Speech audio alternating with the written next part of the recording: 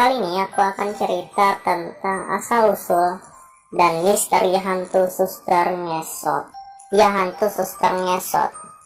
Hantu yang satu ini sudah cukup terkenal di Indonesia karena sangat seram.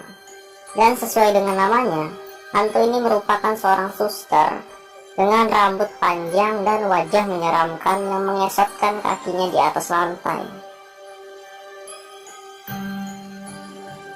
Ada cerita yang mengatakan kalau suster ngesot ini dulunya adalah seorang suster cantik yang kemudian diperkosa dan dibunuh secara brutal oleh seorang dokter jaga di sebuah rumah sakit, yang kemudian kakinya dimutilasi dan dikuburkan di dalam ruangan rumah sakit.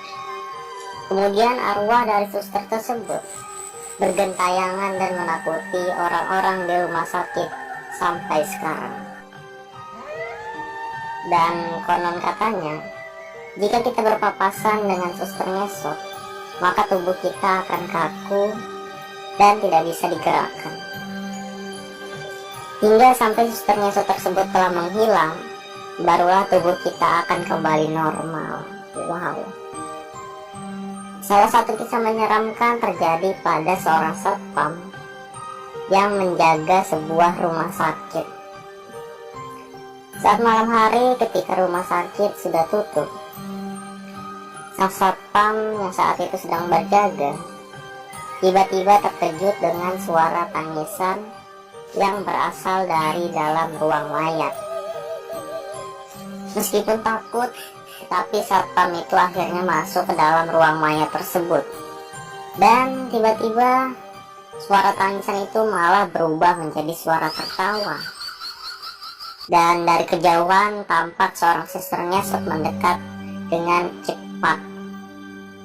Satpam itu pun lari ketakutan dan berteriak minta tolong.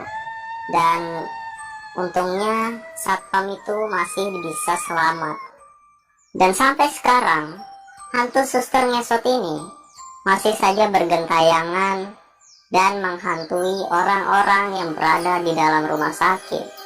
Bukan hanya satpamnya saja, tetapi hantu ini juga menghantui pasien, dokter maupun suster-suster lainnya yang ada di dalam rumah sakit. Dan sebagian besar dari mereka mengatakan bahwa mereka sudah pernah melihat hantu suster ngesot ini.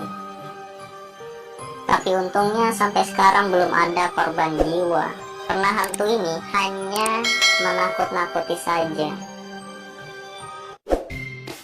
But anyway, itulah tadi cerita tentang suster ngesot.